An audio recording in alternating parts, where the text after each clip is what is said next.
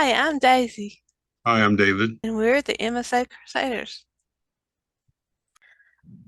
Hello, and welcome to another episode of MSA Crusaders.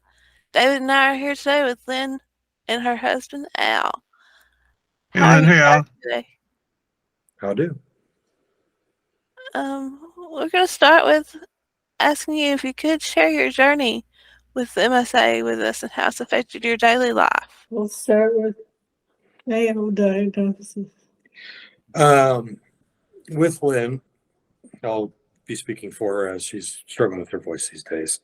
Um, she was a very healthy person, yoga, 3, 4 times a week, bicycling almost every day, 10, 12 miles. And then she started having balance issues to the point that we sought medical treatment from our family physician. And we first thought possibly vestibular vertigo. The symptoms began to increase and became a little more detrimental. Fortunately, the family physician, as an intern or in residence, she had an MSA patient. And although she didn't use that term with us, she guided us to Mayo to the neurology department up in Rochester to start the process of trying to diagnose what was truly wrong with Lynn. So from there, we spent almost a year in the process of diagnosis, going from doctor to doctor there in the neurology department, and finally settling on what is always the probable MSA diagnosis. It's obviously never quite definitive, as neurodegenerative disorders tend to look a lot alike each other. Right. Yeah, she had enough hallmarks of MSA. Oh, So from onset to that, there was a pretty rapid initial decline. yeah. Uh, she went from biking like that to using a walker in the house to needing my assistance. Issues with voiding. Speech is a recent issue that has occurred.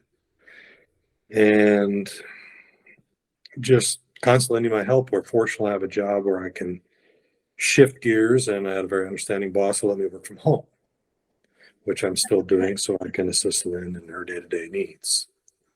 And we have a nurse that comes in a couple times a week to help with showers and things like that. Everybody that we've talked to has been really active. Everyone. Yeah. Interesting. Well, I'm a proponent of all chronic illnesses are rooted in either viruses, bacteria, or toxins. That's the problem. You can still have MSA, but the cause could be one of three things. It can be Lyme disease, it can be Epstein-Barr, it can be mold, toxins, it can be heavy metals. So you need to try to find out what your root cause is, and then and there's also a hormonal component to it. They say people that end up with Alzheimer's, especially women, it's a hormonal component.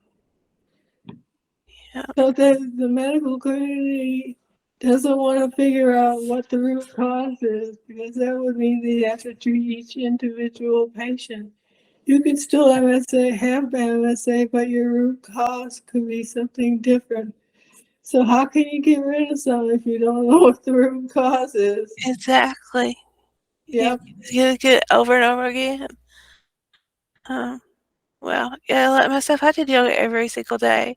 I walked the beach every day, I was very active. I walked 11 flights of stairs 3 times a day. Yeah.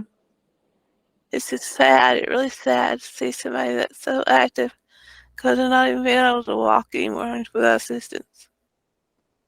Well, we're from the school of thought that we're going to get better here, guys.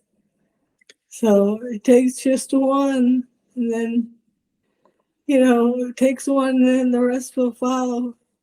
That's You true. know, That's yeah, true. I'm reading a book now called The Field and the Power of Eight Intention Groups. The field is our shared field of energy, and we imprint on it.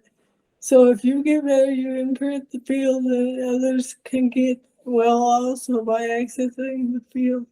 It's quantum physics. It's weird. Well, But tell me, with managing MSA, what lifestyle changes or adaptations have you found that have been beneficial for maintaining a better quality of life? Lynn was very healthy to start with. So there was no tobacco, no alcohol, a little sugar, a little guilty of enjoying gluten, the bread and such, But lifestyle changes of that, she's been very much following the Terry Walls protocol. What's that? Dr. Walls is out of the University of Iowa. And when she started this for herself, she was in a recumbent wheelchair with MS. And today, she pretty much considers herself in full remission. She walks, she can work normally.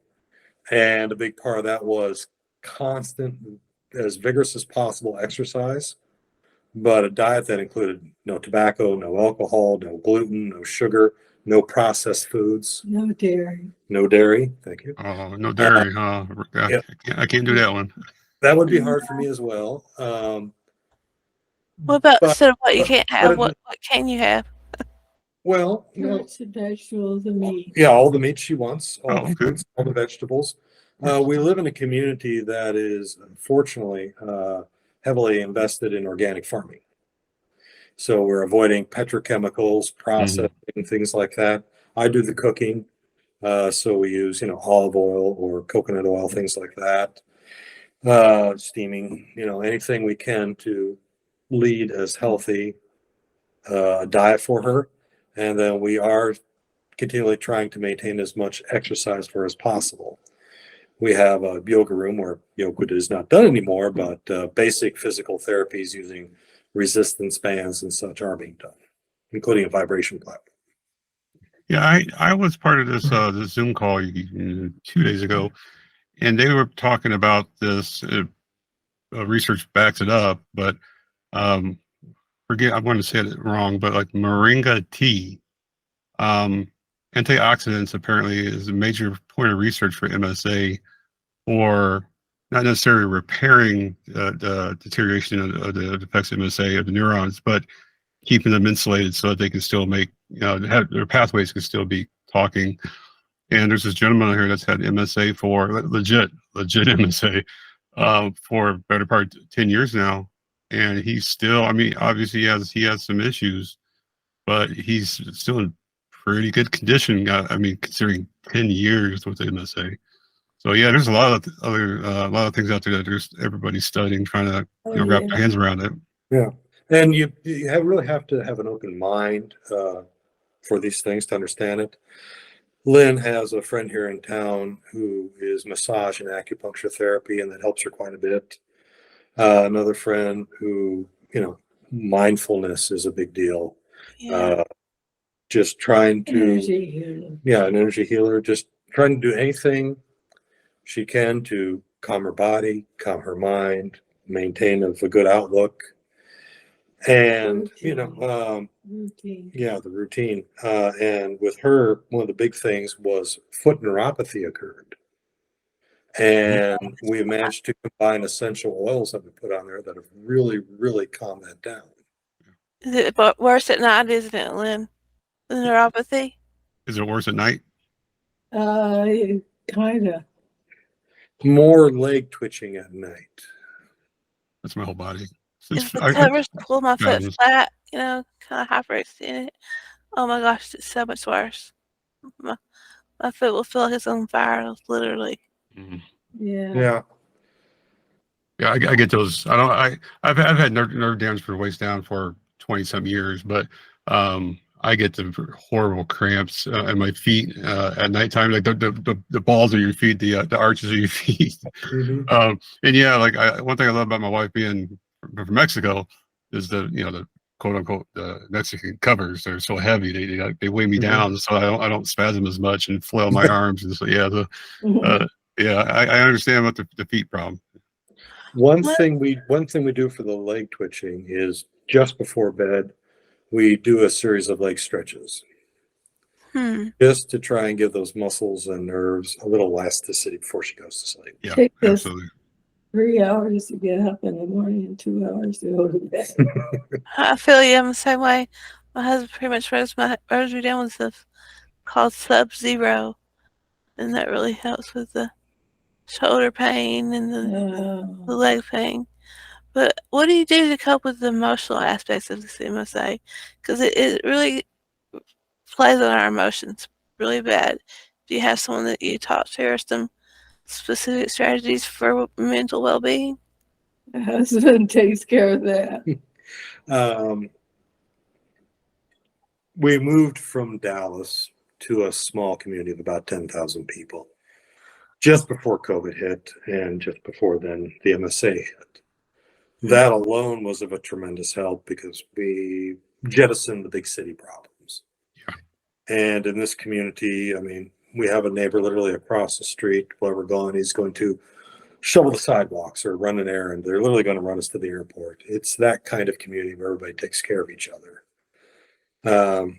Lynn's yoga teacher comes by every now and then just to visit for an afternoon, you know, those kinds of things that just calm oneself.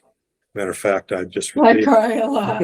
yeah. Yep, I hear you. I do too. And David teases me and says I cry every episode. Yeah. And Almost every episode. we don't get down on that because that's a release that's healthy. Yeah. Exactly. It's a reset. But I'm Yeah. also looking forward. I truly believe I'm going to get better. So I think Yeah. that's the big deal. You have to. Yeah, having hope is a powerful motivator. The mind can do a lot to help heal the body. I've seen that over and over in my lifetime, even myself and others. It drives you, it continues your ability just to pick your feet up in the morning. So that is a very important part of anything. I mean, there's only so much physical that can be done for you. Part of the exercise is mental. I haven't told her yet. I just got a text from a friend who's dear to us who's going to stop by this afternoon yet. Rod, Rod. high vibrational being. For our listeners, what topics or discussions do you have that's valuable for raising awareness and understanding for the general public?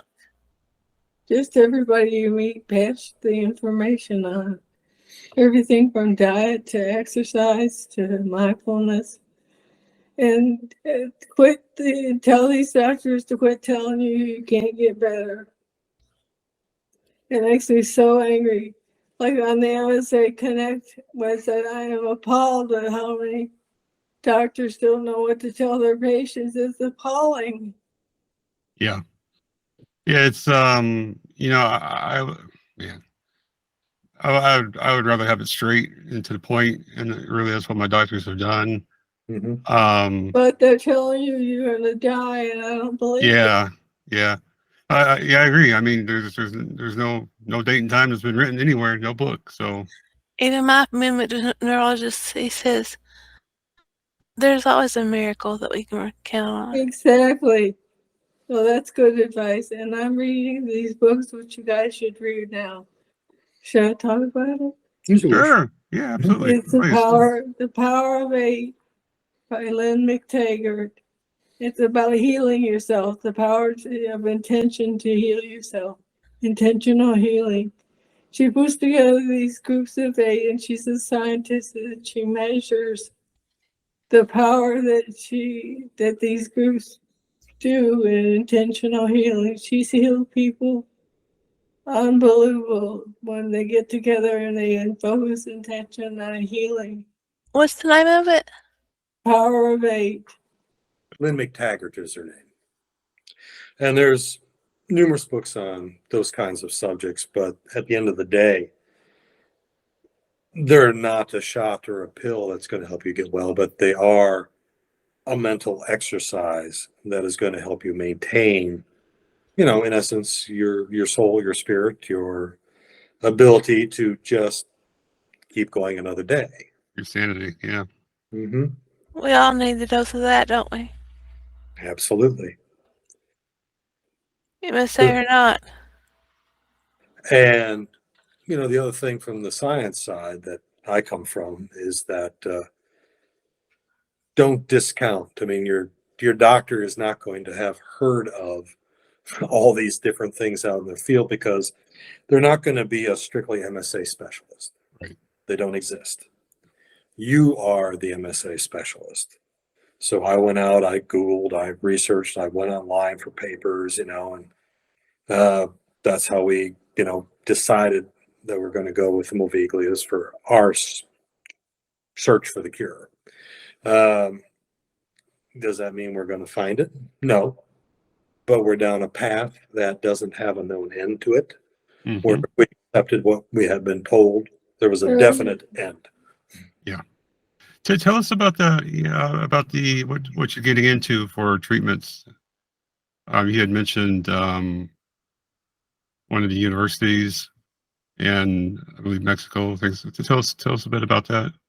Sure. After Lynn's diagnosis at Mayo, they were going to try and put her in a trial up there for cellular therapy, stem cell therapy. And she just missed being allowed into that. So we were given the long, sad walk down the hall kind of speech. And by the time we were driving home, we decided we were going to do our own research. She was reading a Tony Robbins book. I was reading scientific papers. And we came across the name of a doctor in Chicago who couldn't help us, but he was a porthole to a doctor he knew that we hadn't heard about yet. And then, I very rapidly read all I could about him. And his name is Gustavo Moviglia. He's an Argentinian doctor out of Buenos Aires who literally Wake Forest had to headhunt 5 times to convince him to come to Wake Forest. He was just so busy. He's like, I just don't have the time. When China started a stem cell program, a national country program, they had him headed to start it. So currently at Wake Forest University, he's one of the main guys in the regenerative medicine program up there for the U.S. Army to help para and quadriplegics who are injured in combat recover function. And he's had a level of success there. As a result, he is allowed to cut loose on American soil in a laboratory where he's looking at MS, MSA, Lou Gehrig's disease, et cetera, right down the line. And he's finding these cellular therapies have effect upon it. Not always a cure, but a positive effect. He's at the point with MS where he's developed a vaccine treatment that is about a course of 12 months where he has literally, quote unquote, cured 150 people. Wow. So, yay. Yeah, that sounds a lot. His daughter, who's also a doctor, is currently heading their clinic in Buenos Aires. And we had met her and him in Mexico at a clinic there. But it was once every 4 months, every 4 to 5 months for a cellular treatment, and then go home and do physical therapy on her own, things like that. It helped with Lynn's disease, abated a bit, maybe a few things that come back a little bit. Her neuropathy is a little less. She's gained a little feeling. I mean, she lost like being ticklish on her feet, where she's now having that back. It's a minor thing, but in a disease that never gives back, that's actually big. Yes. So now the idea is to go down to Buenos Aires for 3 months, where literally 5 days a week she'll receive physical therapy twice a day, and she'll receive 3 or 4, depending upon the timetable, cellular treatments, where it's a combination of her own cells using lymphocytes and stem cells coupled together in very large quantities. And they have shown success in other MSA patients where they have either arrested the disease. And in one case, I believe he was a factory manager in Brazil. They caught him early, and literally, so far, he's in remission. You hear there's no remission for MSO. Yeah, and we do hear that all the time. Yeah, we got to remember. Most people probably don't know this. That you probably do for your reading in your background, background first, then reading. U.S. put themselves behind on stem cells for a couple of decades when we had this political infighting about umbilical cells and stuff like that. Yeah. And the rest of the world was so far ahead of us. Right. So I know a few people that have some very bad diseases, neurodegenerative diseases. And the first thing they do is, Qatar, Mexico, South America, Central America. Germany. Yeah. Everywhere but here. Yeah, and Wonder what's up with that. Hello. well, I got 3 initials called FDA. That has that. Big pharma. Yeah, You're gonna as, shut us as, as down, we David. all as we all know, it's not a conspiracy theory. In the late 60s, big pharma bought into the FDA, and until you can control Yeah. a person's stem cells, they're going to be hard to acquire here in America. I think we're turning a corner, but it's going to be a very slow turn. In the meantime, yes, just about everybody, including the old Eastern Bloc in Europe, is way ahead of us on stem cell therapies. So Yeah. if you don't hear this podcast anymore, you know what happened. If we I have canceled it. you know what happened. Yeah. Well, I mean, it's really the same thing as it's a great parallel to like Elon Musk. I mean, how many decades did the space program go on over budget, underperforming, yada yada yada, and here comes Elon Musk with I could do it bigger, better, and cheaper. And he does it. Like that's what we're starting to see in the medical community when it comes to these research and development for sure. Yes. But we're under a thumb. We Yeah. can only do so much. It's Well, sad. that can only last for so long. Well, and this is where podcasts and the blogs and everything else that we use to share information comes in You handy. wouldn't believe how much information I get off of podcasts. Oh my Oh, God. It's the old the uninformed populace. That Is was the Exactly. I have a pretty growing YouTube channel, and I get most of my comments from Reddit. Reddit is the world's biggest, I That's believe, what the I was world's just biggest saying social too. media. Yeah, yeah. anything to know about anybody anywhere about the MSA or whatever is like Reddit is absolutely everything. Got to take it with a grain of salt, though. David's Oh, of bringing his course. followers over to us, so we're getting big fast. Really, we're growing. We're growing quickly. We're getting there. Well, Thank you to all our listeners out there. that's such a huge key is the information that's available out there. Absorb it, consume it, digest it, but redigest it. Think about it. Put it with other information you receive that you find from other sources to confirm the validity. And because there is for every fact that's out there, there's 100 pieces of misinformation too, and that's the challenge that we all face as we're going through this. Well, when you heard of MSA, I mean, didn't you, when MSA came up, did you not go and Google or YouTube, whatever, say Google, keep it simple, Google, what does MSA look like? Like try to see video. Like first thing I did, I wanted to see what it looked like visually. And all I saw was old videos of like VCR quality. And that's what made me do my YouTube channel. Like I could do it bigger, better, better. Like, let me show you what it, because I mean, I'm 44. So I'm still pretty capable of doing some things. That's like you said, redigest it, spit it out in another form so people can take it and run. He's doing that because he's a newbie and he's youngsters. He's got a couple. No, that's the hardest thing, Lynn and Al. Let me tell you, that's the hardest thing. I don't care if someone calls me young and white, old, ugly hair. It's a compliment, you know that. Yeah. When I go into doctor's offices visits and they all say you're doing too well, I got to remind them I'm 44. I was 42 when I 42, 41 when I got the symptoms. Like I was always athletic. I'm talking like male athletic, sports, football, jumping, breaking stuff, doing hunting, fishing, the stuff we were used to doing. And I'm like doctors, like most people get MSA around the age of 60 when they're diagnosed rather. And you can't compare 60 to 42-year-old. You just, I mean, 99% you can't do that. So that's one thing I don't like is going in front of these neurologists and they literally to my face say, "You look too good to have MSA." I'm like, well, I mean, what does it look like to you? Yeah. I mean, am I supposed to just give my wheelchair and stop doing sports? The root cause of your disease could be different from the root cause. Yeah, absolutely. I was Yeah, 45 when I started having symptoms. They used to say test for heavy metals. Man, they tested me for every heavy metal. I had to get the periodic table of elements to see which ones they're testing for this week. Yeah. Well, you're lucky. Yeah. She's had the heavy metal tests, everything else. Matter of fact, I had to beg her. Our first trip to Mexico, speaking of heavy metals, Yeah, really. The clinic there was treating a late 20s Canadian Army captain, force retired, for heavy metals because he was around all these military bases and acquired, Mhm. I think, 13 heavy metals in near lethal doses Wow. using an intravenous Weber laser. And they were curing him. It was removing the metals, breaking it up, and they were passing through his body. Wow. Oh, wow. That's awesome. So, as we talk about sharing, there's a tidbit of information someone might not know. Only heavy metals I got in my body are vodka and bourbon. So yes, I still drink Very for MSA. interesting.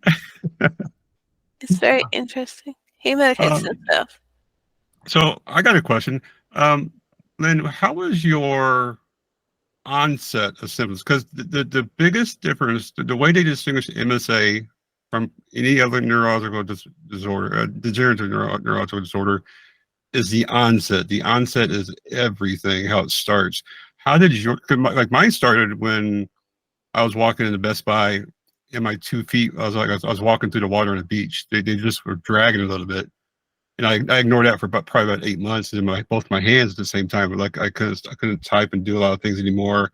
So that's what made me actually go to a rheumatologist to say, hey, what's wrong with my hands? Forget about my feet because I'm ignoring my feet.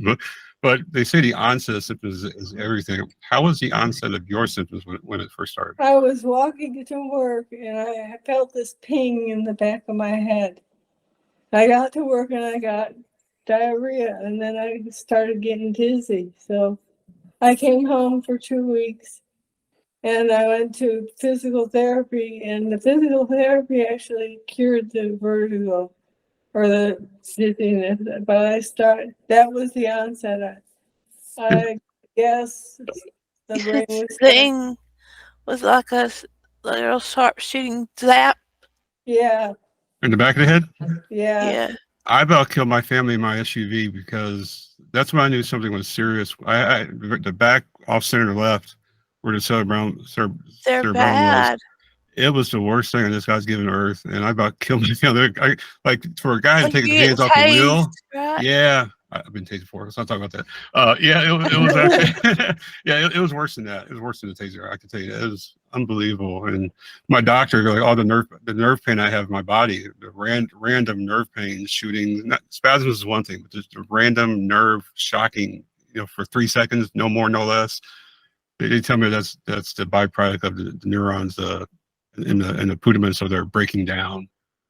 Yeah, I believe Like that. the effects of it. Wow, if that's the case, then I started having those zaps when I was like 38. Yeah, Hmm. it comes Yeah. up early. Like I used to always have restless legs in my 40s, and I don't know what else. There are early signs. Incontinence was starting to happen in my 50s, and I never knew that the bladder is tied to the brain. Autonomic, yeah, absolutely it is. Yeah, I didn't know that, but everything Uh, that happens to the bladder has to do with the brain. Do you have a catheter? I don't, intermittent catheter, or Alan does it every 2 hours. Rough. Oh, Depends on fluid you have to intake. train your. That's another thing you do. You're training your bladder for yourself. Us. They won't give me a catheter because they say there's too much infection involved, so. Too much risk of infection, and we still have hope that with the nominal bladder control she has, that there could be some regaining of function there. So we're also avoiding as long as there is some control. Yeah. Daisy, who was the lady a couple of episodes ago that she had a significant and long history of disorders, I'll just put it that way, Oh, including Carrie, yeah, and she went down and got a huge thing episode 9. of stem cells, which practically wiped that out for her, got her back to practically normal. Who's And this? then MSA hit, and she she could go down and try it again Episode 9. Her name is Carrie. on our Oh. podcast. Yeah, she because that's the one thing about stem cells is it's so hard to get to the brain, but for the rest of the body, if you have some issues or symptoms, whatever, they generally work pretty good. Well, See, especially I'm sorry. I did intermittent catheter before, and I had kept a UTI from January to June by doing that. So I had to go with a full catheter, suprapubic catheter. Okay. Oh, do you have a, One thing we've done to help with UTIs is we'll rinse after cathing with chamomile tea. It's a natural astringent that doesn't irritate the area. In addition to that, she uses a tincture of cranberry twice a day. That also is just a natural infection fighter. Yeah, I took cranberry vitamins, but still didn't help me because I've had the suprapubic catheter now since June. you're Well, doing okay with it? yeah, the first one I didn't. The first one almost killed me. I had the surgery in January. In February, the nurse went to change the catheter. She missed my bladder, Oh, so I went septic. yeah. Yeah. Wow. But I got over that, and I got another catheter because I went back with indwelling, and I couldn't stand that. So, Lynn, we have one serious question for you. You gotta be honest. No, can't smudge this one, okay? If you had to rate your husband Al on a scale of 1 to 10, how good is his duties as being a caregiver for you? 10 plus. good Al. But she has no experience in this area. So Oh, I wouldn't be alive if he wasn't taking care of me. yeah, That's great, Al. You're wonderful. that is. You're That's, really good for taking care of her. and to have somebody that's knowledgeable. I mean, I'm gonna go on a limb here and say the amount of wisdom that Al has. It's not Exactly. knowledge, but wisdom definitely is. It's weird. It's uncanny how much he knows. Yeah.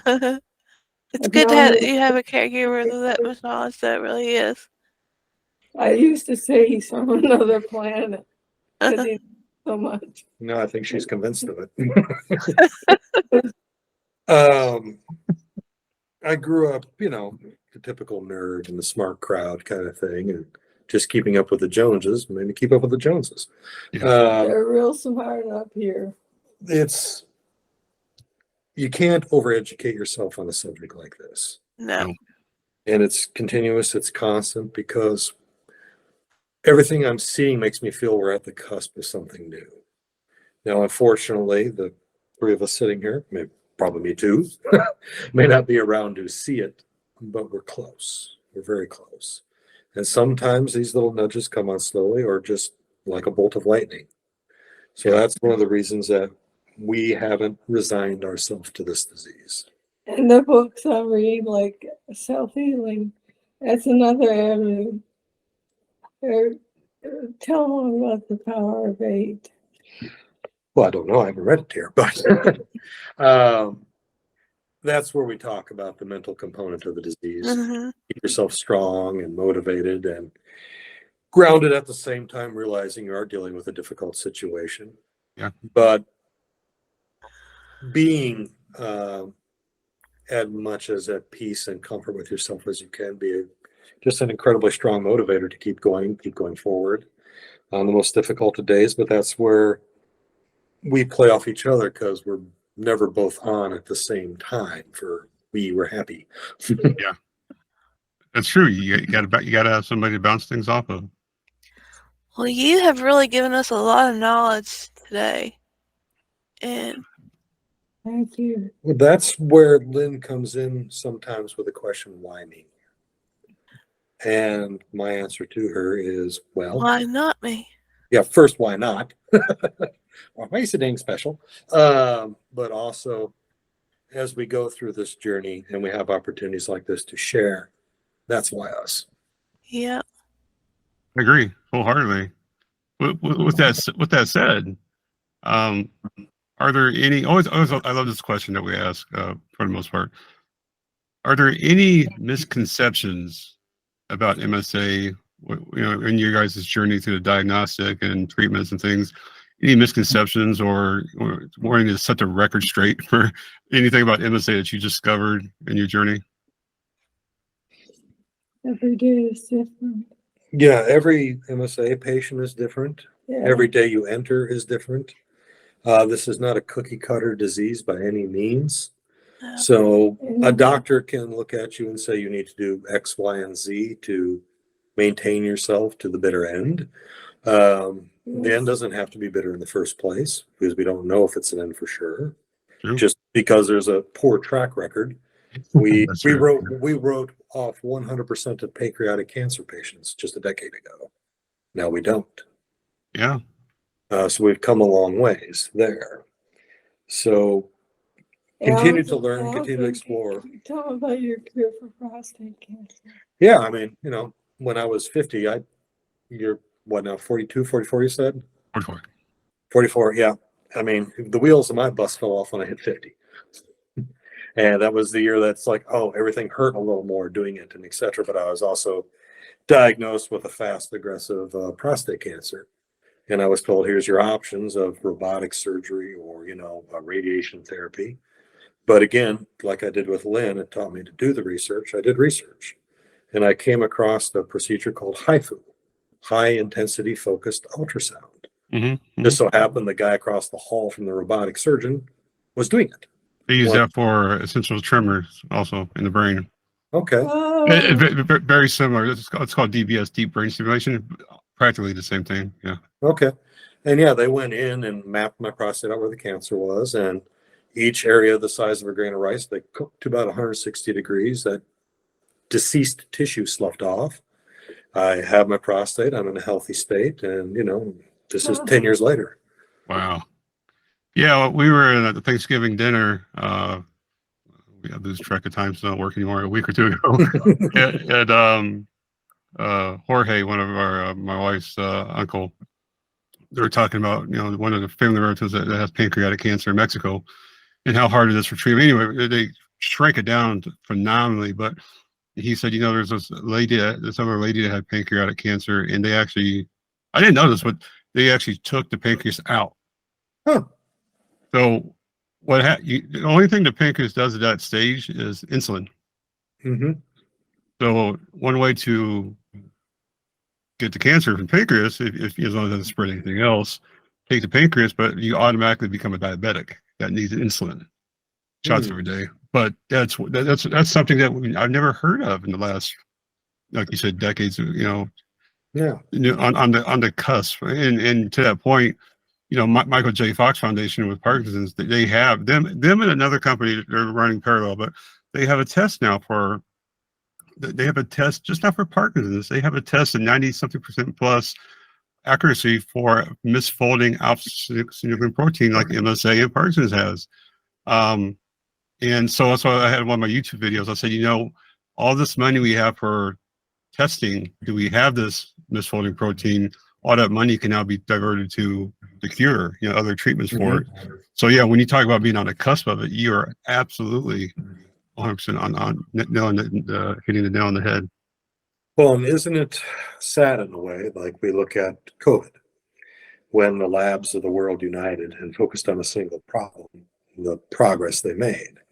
It took somebody with not infinite, but great resources like Michael J. Fox to do a lot for Parkinson's, which MSA will greatly benefit from as well. Mm-hmm. Right to 8. Is that what you said the name of that book is? The Power of 8. Power of 8. The Power of 8. Mm-hmm. Yeah, you can find it on Amazon and other places. Mm-hmm. Lynn, you going to write a book? My energy healer told me that's what I should do. I'm not sure. Well, her sister-in-law is a bit of a writer, so who knows? Do you do any canning or jarring at home? I can't do anything. Well, you can put them in the can, and then Al can close it for you. I've written 2 books, and I donate my proceeds to MSA, Defeat MSA. What? I wrote 2 books, and I donate some of the proceeds to Defeat MSA. Oh, nice. Lovely. Yeah, I donate my time and energy on YouTube and podcasts. He's got a lot of MSA. followers on there, so he's really getting We're getting there. a lot of listeners. Over 1,300 followers so far, so subscribers. They're pretty good. I mean, hey, it's. I started Yeah. sharing around the world with Reddit and stuff, and now I got Russians, Ukrainians, Spaniards, Australians. I got every Great. every country you could think of is I get more questions in Russian than I do in English anymore. So It's interesting. yeah, Bring well, them on over to us, David. it's the people who don't have access to ask those questions. Yeah. Well, Right. and we're finding the sharing of information is really just a burgeoning thing with MSA. Yeah. In one of the groups that we're in, we were talking with a person about your age out of Germany, and we were talking about the solar therapies that we're pursuing, and he decided to give them a call, that kind of thing. So as we share information, we spread knowledge, we spread the possibilities of hope. This guy This messaged me is- on, or this guy messaged me on Reddit, and he is from very far north Canada, like about the Arctic Circle, and no resources for MSA, no nothing. He's 8 hours away from any facility, Mhm. and he had no clue. And so I talked with Phil, at an MSA group, and he said, hey, give him this information. So he calls the only MSA group in Canada, and now he's getting support just by seeing my video. Great. And I'm not saying things to me. I'm just saying it's just, we keep regurgitating things like podcasts and books and YouTube videos. Yeah, we keep going forward. And helping Sharing people. is Yeah. caring. Isn't that what they say? Sharing is caring. Absolutely. And well, I mean, for us, in our MSA journey, when we got to the Mayo Clinic and started the process, we heard Parkinson's. Yeah. One somebody dropped the word MSA, and I was like, well, what the devil is that? Never heard of it. Yeah. Yeah. My mother said, I think you have MSA. I said, well, can you cure me? Yeah. Yeah. Well, I get asked all the time, I haven't seen Lynn, what's going on with her? And I say, well, it's MSA. And they always get the what's that? And they say, well, if you take MS and Parkinson's, they got together and had a very angry baby. That's it. That's a good way to describe it. There, I like that. That's true. That's true. Everybody else goes, MS? Yeah, no, it's not MS. Yeah, so I tell them, I say it's Parkinson's, but it has autonomic failure. They're like, what's autonomic? So it's like, whatever you say is just going to throw people off. But I just say multisystem atrophy now. yeah. You give it 5 to 7 years, They get the point. Matter of fact, I was in Detroit for the clinical trials, and I got blessed by 3 people in the waiting room. Like, That's what happened to me. They asked me what MSA was. I described it, and I got people just praying for me in the middle of nowhere. I thought it was the greatest thing ever. Look at our day crew. Yeah. That's what happened to me when I went to Detroit. You got prayed for also? Yes. Some very religious and outgoing individuals in Detroit, that's for sure. Well, we missed out. We didn't get prayed over there. we don't get that in Chicago over here. A lady with a pink bonnet on her head. Good. Well, I'd like to say thank you for you two for coming on the show and helping spread a lot of information and help some more MSA patients, caregivers, and all of us MSA crusaders. Is there anything else you'd like to say, Lynn, or out before we conclude? No. Just takes one. Yep, it just takes one. We thank you for the opportunity. We do appreciate it very much. Oh, we thank you for the opportunity to learn so much because you've been an awesome dictionary or encyclopedia today for us. Well, Thank if you, anybody wants to contact us, they can. We have lots more information. Yep, she's on MSA Coalition, et cetera, et cetera. So Let's say if somebody wanted to contact her or yourselves, how could they do that?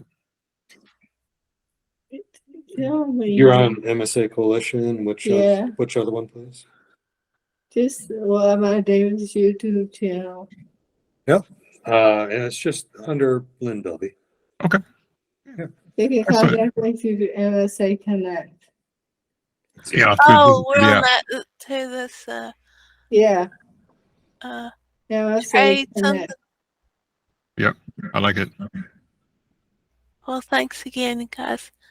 And keep in touch with us. Thank you. Okay, thank you for this opportunity. Our pleasure. Thank you.